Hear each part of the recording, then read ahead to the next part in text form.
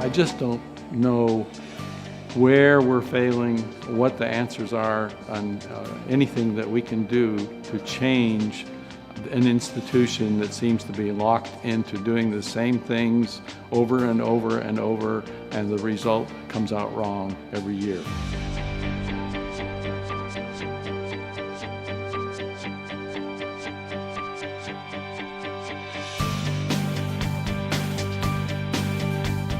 I'm going to bring out the panelists. Are we ready? Let's make a little noise, Birmingham. Come on, let's make a little noise. What is the goal of this Real Talk from city to city, and how can we make whatever changes or conversations we have here last in Birmingham or Alabama? That I think this conversation is important because it's about having open, honest, fact-based discussion. Because one of the problems I think that exists today in the whole education reform debate is that each side presents information in a way that is favorable to them.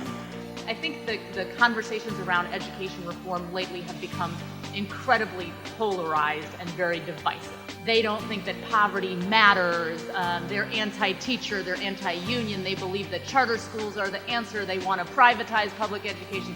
All of these things, which actually are not true. What is the number one thing teachers can do to improve the quality of education? I think the first thing that you gotta do is fall madly in love with the kids. And I mean like stupid in love. I think we were coming today because we wanted to hear what you had to say.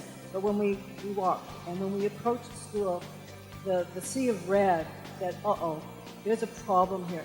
Because that sea of red should be sitting here. And that was my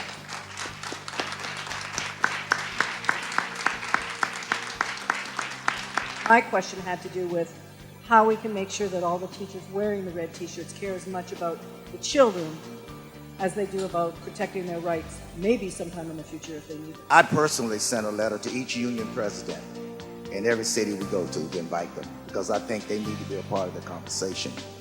But I think, first of all, I would not assume that even the teachers who are outside protesting don't care about children. I wouldn't assume that. I went to Kansas City a few months ago and gave a speech. The teachers union president stood up and asked a question. She said, I don't understand why you won't sit down with us to have a conversation, because we want to help kids. You say you want to help kids, so why don't we actually sit down and have a conversation? I was like, great, let's do it.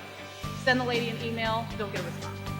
Send her another email. Finally, 3 weeks later, she responds and says, I am sorry, I cannot sit down with you to have a conversation because you believe in these things and those things are wrong. Last week in LA, at our first teacher town hall session that we had, there was a young woman, a student, who said, well, I don't understand why you don't have more students here. And I said, well, because it was a teacher town hall, but let's do a student town hall. I'm all about hearing student voices. You can help us coordinate it. And she was like, okay. And then when I sent her the email, she sent me another email back saying, well, I won't have my name next to yours because you believe in things that I don't believe in. How is that going to help the conversation move forward at all if we believe that because somebody doesn't have the exact same opinion of you, when we shouldn't sit down? I think it was all productive. I think everyone had great, passionate questions, and so I'm just glad everyone had a chance to ask the questions they asked.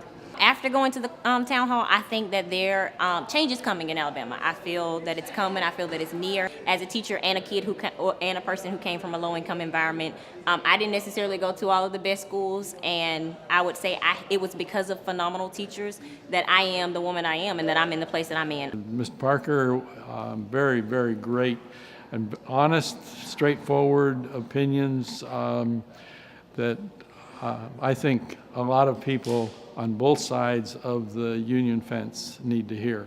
She's definitely passionate about education reform, and I think that anybody who's passionate about education needs to discuss education with as many people as possible. I wish that the folks outside had come in when they were invited. I think it's always a better discussion when you have various voices represented at the table. I'm driven in my field. I'm driven, like I said, to be a part of the conversation, and I can't wait to see where education goes from this point in the state of Alabama.